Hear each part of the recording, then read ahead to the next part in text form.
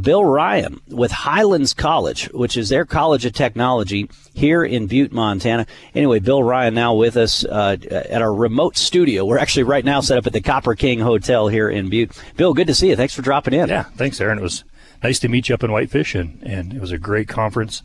Brad Griffin, Adam Gilbertson. Yeah, yep. Set it up, and they were very gracious hosts, and a lot of good talk going on with legislators from around the state, equipment dealers from around the state, educators trying to come up with some strategies and try to figure out where we're going to go with trades-based education. There's a huge shortage out there.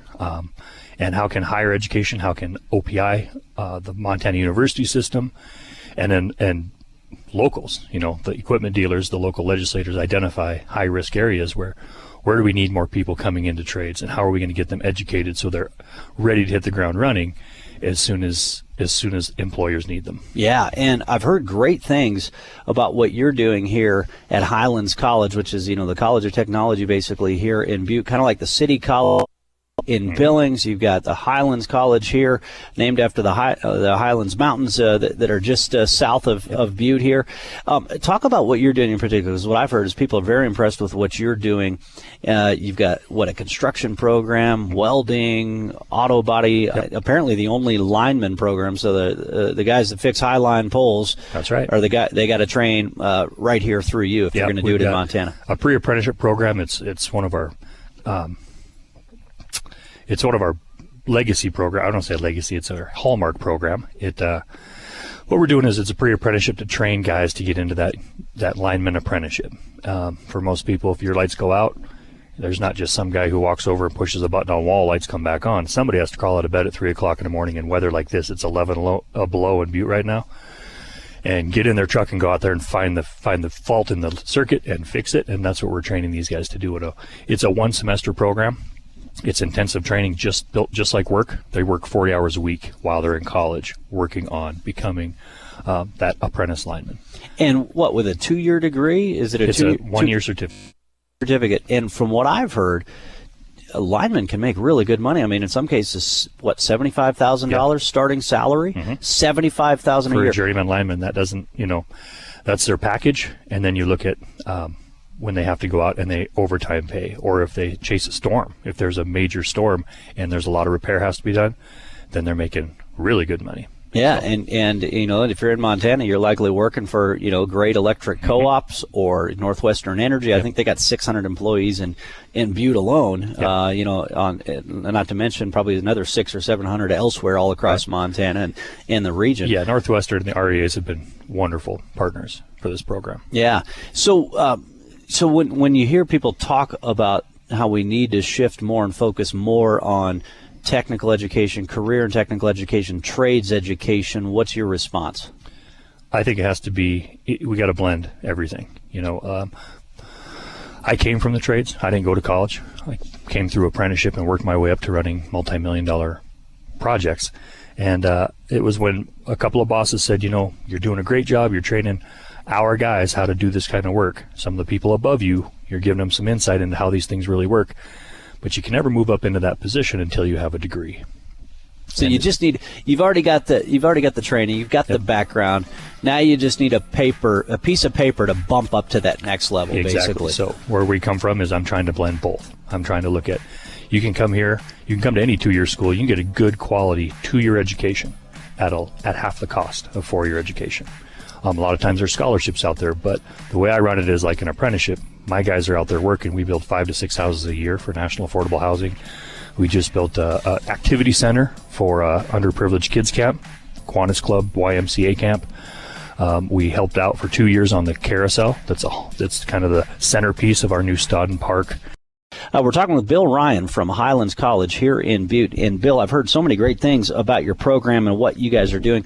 What are you doing at Highlands College that is unique, do you think, even when it comes to career and technical education, trades, programs, all that? Yeah, I think one way of looking at it is that, as I mentioned before, I came from apprenticeship, so I teach my classes in an apprenticeship style where, it is college, so there's homework, there are deliverables we have to have every day. We have to have lecture. We have to talk about these things so they get that understanding. But we spend a majority of our time in lab, and I don't mean in a shop like you would imagine a lab. Our lab is Butte. Our lab is going out and doing projects for not-for-profits, for community members in need, because I'm gonna apply what I know from my industry and my students' willingness to learn to their projects to get them, move them forward, get them done. If a not-for-profit has the space and the money, we can come in there and we can do the work. We can even help them plan it because we have a drafting and design program. Show us what you need. Students will draft it, draw it up. We, like for the kids camp, we did all the permitting.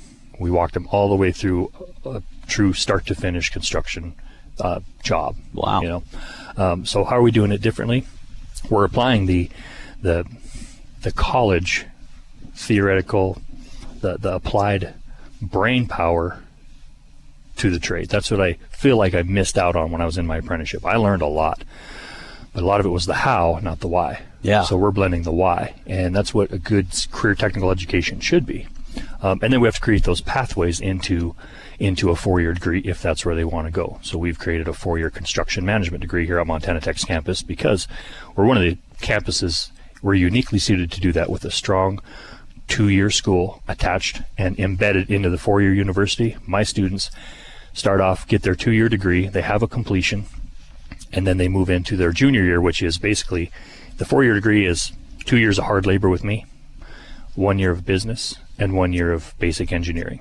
So that they can go out there, they can perform on a job site, have the knowledge, have the tool belt, have this tool belt full of tools around their waist, and then this toolbox up on top of their shoulders that helps them think through problems and be able to work with architects, engineers, the owners who are essentially business people. Yeah, they want that's great. A good and product. Especially what a great partner with Montana Tech. I mean, the Montana Tech grads are making more money than Harvard grads we've seen in recent years. And in fact, next hour we're going to have the new chancellor of Montana Tech is also going to join us here live on Montana Talks this morning as we're broadcasting live from Butte. I know in chatting with you too, and one of the things that the equipment dealers were focused on at their convention, one of the ideas you were bringing to the table is how do we also just change our whole concept of teaching or getting people into teaching? And because I know there's a lot of folks who are frustrated out there that's like, hey, there's folks who are great teachers who are working in the private sector. How can we leverage their skills, their education from the real world and help integrate them into our schools to help be teachers? And that could happen in a number of different programs, but it certainly makes sense in trades education.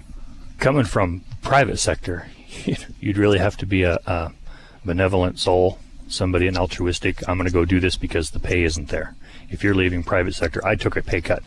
I made half as much when I started teaching, but with a goal and an end in mind. Hey, we'll help you get a degree. You were told you need one, and that was my goal. Get in here, work for a couple of years, get my degree, and get back out there. And you got stuck. You got I'm 11 trapped years in. I'm not even trapped. I love it. It's my calling, and now I'm producing more people to do what I used to do. There's one of me. Now I can put out 10, 15 a year. I think I'm helping my industry more. What I went to MEDA to talk about was an idea that I'm going to use for my doctoral project. I hope to use for my doctoral project. It's gained a lot of traction, which is how do we combine a 2-year education with apprenticeship in getting more industrial technology teachers out there. So if you think about your listeners in the rural areas, and they need to think about, or that shop teacher, that person that is looking to retire, or maybe they have a program and they can't fill it because there's no teachers available. We're only producing a handful of teachers for those industrial technology positions every single year, and there's at least 20 to 30 available right now. And then that doesn't even count all the white top gray hairs that are looking to retire. Yeah, a lot of the baby boomers that are exiting all careers, including education. And in those small towns, those folks are the pillars of the community. I mean, everybody knows and trusts them. Well, we've seen headlines here too recently that because of a teacher shortage in rural areas, several states across the country, Montana included, have basically turned to teachers from other countries, like the Philippines, for example, to fill those shortages. So what you're saying is we've got people in the private sector who we could integrate into our schools. Actually, not even the private sector. Let's do a needs assessment. Let's look at small towns. Let's look at communities that have the highest risk and highest they may lose a program if somebody retires or they don't fill a position. And once those programs, you're thinking the automotive shops, the welding, machining, construction, if they can't find a qualified teacher, those programs could go away, and it's hard to bring them back. So let's identify a local student, somebody that can pick any 2-year school in the state. That's my plan.